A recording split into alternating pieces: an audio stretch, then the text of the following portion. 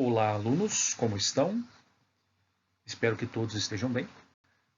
Aqui é o professor Juliano e hoje o nosso encontro é para tratarmos da segunda aula da primeira unidade curricular, onde o nosso assunto será osteologia. No roteiro desta aula, trataremos inicialmente de conceitos de osteologia,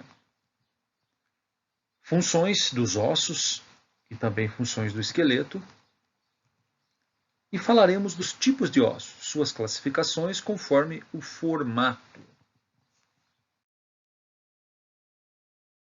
Muito bem. O que é a osteologia? É a área da anatomia que estuda a estrutura, forma e desenvolvimento dos ossos e das suas relações na formação do esqueleto. Ossos são órgãos esbranquiçados, rígidos, muito duros, que unidos uns aos outros, por intermédio das articulações ou junturas, constituem o esqueleto. A palavra vem do grego, onde osteon significa ossos, e logos, estudo. Portanto, osteologia é o estudo dos ossos. Funções do esqueleto. Sustentação do organismo. Sim. Os ossos permitem uma certa base sólida para o nosso corpo. Só conseguimos ficar em pé graças à sua força de sustentação. Proteção de estruturas vitais. Os arcabouços ósseos formados pelo esqueleto protegem os órgãos vitais. Exemplo: a caixa craniana protege o encéfalo. A caixa torácica protege os pulmões e o coração. A pelve, ela protege os órgãos reprodutores.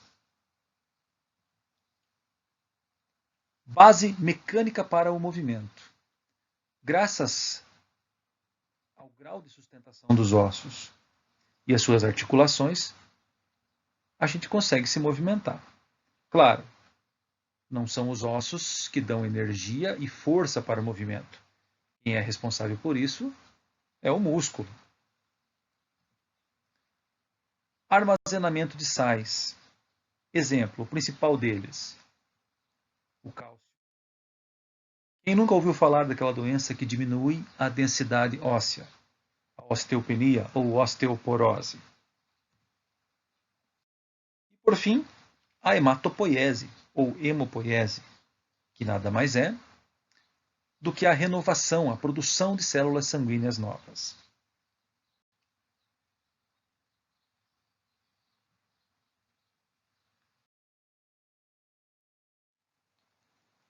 O esqueleto se divide em duas partes: esqueleto axial e esqueleto apendicular. Em azul, a gente pode observar o esqueleto axial, que compreende os ossos da cabeça, da coluna vertebral e da caixa torácica. Em amarelo, os ossos do esqueleto apendicular, que compreende as cinturas escapular e pélvica, membros superiores e membros inferiores. Acidentes ósseos. O que são acidentes ósseos? São características morfológicas que o osso tem na sua superfície. Particularidades em diversos pontos desses ossos. Irregularidades, podemos dizer assim. E essas irregularidades, elas podem ser de diversas formas. Elas podem se formar por forças de tração, podem ser orifícios por onde passam alguma coisa, depressões. Então nós vamos citar aqui os principais tipos de acidentes. Existem centenas, porém vamos falar de alguns. Olha só, vamos falar de saliências ósseas. Então, acidentes ósseos em formas de saliências, que são mais protuberantes. Cabeça. Cabeça é aquela forma arredondada, né? Então existem várias cabeças. Cabeças do húmero, cabeça do fêmur. Côndilo também é uma saliência articular. tá? Presentes, por exemplo, no joelho, né? Os côndilos femorais. As facetas, então, são as áreas de contato entre uma vértebra e outra na coluna vertebral, né? A parte articular, se dão através das facetas. As saliências não articulares, nós temos aí os processos, que também temos vários processos na coluna, como o processo espinhoso, o processo transverso. Os tubérculos, que estão localizados aí no úmero. Os trocânteres no fêmur. As espinhas, tá? Na escápula. As eminências. A lâmina, também aí posterior na coluna. E as cristas.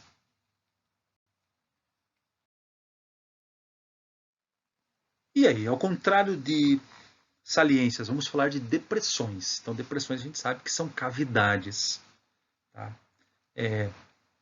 Vamos falar primeiro das articulares. Bom, cavidades articulares, claro, em todo local onde ocorra uma articulação. Acetábulo, lá na nossa pelve, né? Onde se articula a cabeça do fêmur. A própria cavidade glenoide, lá na escápula, onde se articula a cabeça do úmero. As fóveas costais, onde se articulam as costelas com as vértebras. Não articulares, fossas, por exemplo, a fossa ilíaca, né, onde acomoda órgãos abdominais, exemplo, então o seco e o apêndice vermiforme. Sulcos, né, que são ranhuras, onde passam vasos sanguíneos, nervos. Forames, que são orifícios de passagem, exemplo, o forame magno lá no osso occipital. Os meatos, que também são orifícios. Os seios, as fissuras e os canais.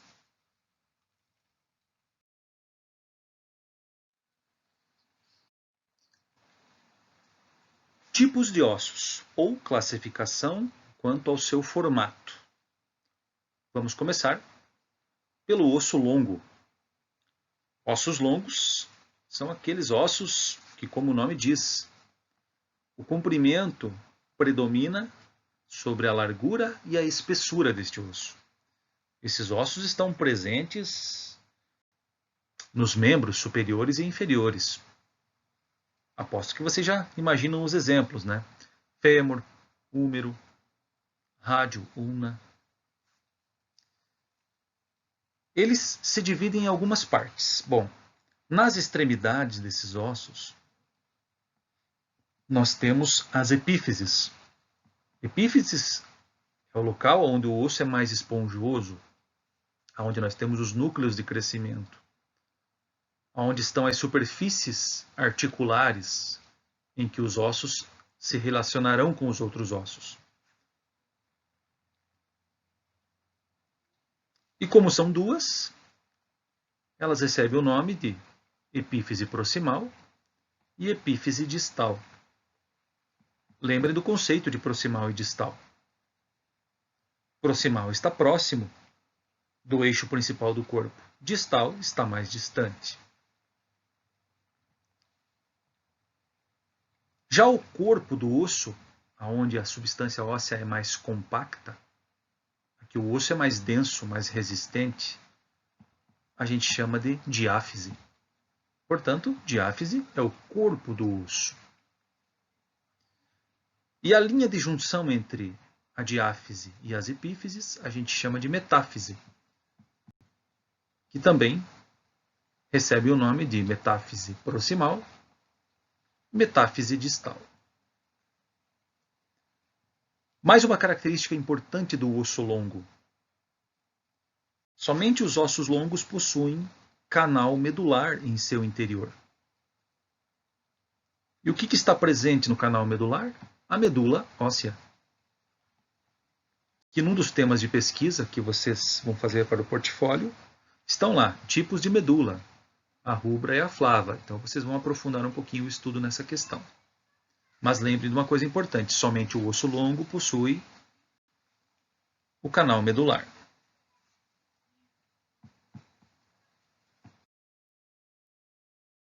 Osso alongado. O nome também sugere que o comprimento predomine sobre a espessura e a largura. E isso de fato acontece. Mas ele não é um osso longo, ele é um osso alongado.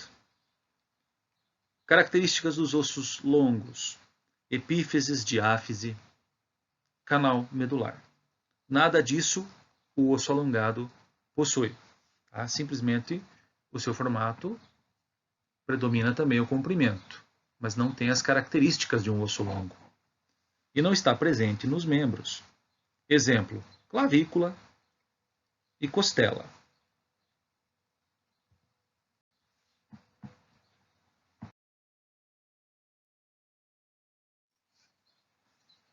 Osso curto. Nos ossos curtos, todas as dimensões, o comprimento, a largura e a espessura são equivalentes. Exemplos: ossos do tarso, ossos do carpo. Todos eles, escafoide, semilunar, pisiforme, cuneiformes, cuboide, todos são ossos curtos. Ossos planos, também conhecido como ossos chatos ou planares, são aqueles ossos em que a largura e a espessura predominam sobre o comprimento. Exemplo: ossos do crânio.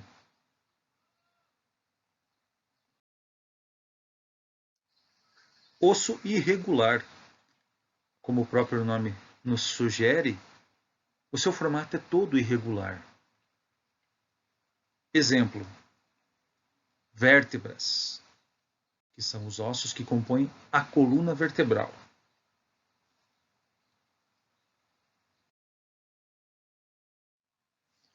Osso pneumático. Quando a gente fala esse termo, a gente lembra das aves. Quando estudávamos as aves, aves possuem ossos pneumáticos, afinal, eles têm que ser aerodinâmicos e leves para poder voar. No caso do ser humano, também temos ossos pneumáticos. Estão localizados no crânio e na face. Tratam-se de ossos que têm em seu interior cavidades aéreas. São ossos ocos, com cavidades. É neles que estão presentes os famosos seios da face.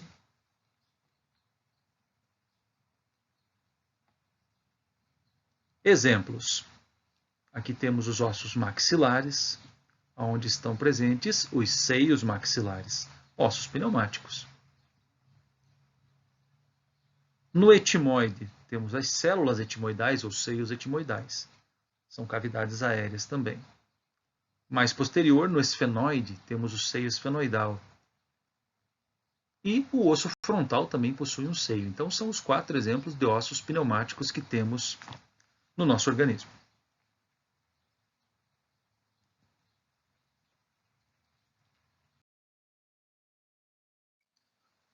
E, por fim, ossos sesamoides.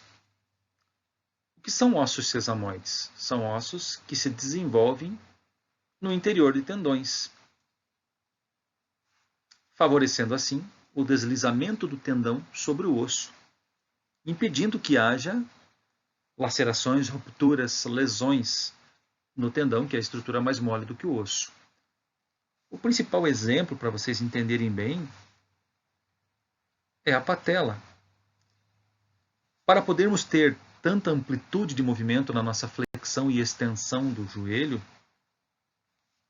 temos esse osso para favorecer o deslizamento. Afinal, o tendão patelar não suportaria tanto atrito contra o fêmur durante esse movimento. Vejam, patela, na sua face posterior, ela tem cartilagem articular. E ela se articula, ela desliza em outra cartilagem presente aqui no fêmur, nesse sulco que temos aqui. Então, vejam como o corpo é fantástico, né?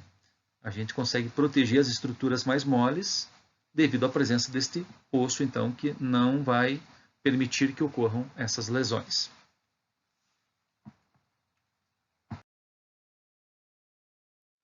Bom, pessoal, então fica aí a nossa segunda tarefa para o nosso portfólio eletrônico, que seria então o nosso resumo e postagem dessa semana. Tudo resumido, gente, com palavras de vocês, além, claro, de uma reflexão ao final. E não esqueçam também de postar o roteiro de vocês de estudo. Bom, os temas então são os seguintes, para a gente complementar o que a gente estudou essa semana. Tipos de medula, vocês vão achar lá a flava e a rubra. O que é hematopoiese? Sobre arquitetura óssea, a substância compacta, a substância esponjosa. O periósteo, que é a membrana que envolve os ossos. Pode citar também o endósteo, que é uma membrana interna. Os canais de Havers e as células ósseas.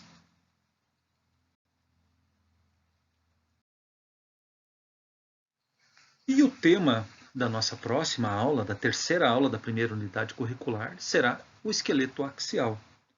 Portanto, quem quiser fazer uma leitura prévia já desse assunto, sinta-se à vontade. Lembrem que o papel do professor é de facilitador, mas todos estão à vontade para poder aprofundar o quanto quiserem. E uma leitura prévia sempre é muito interessante.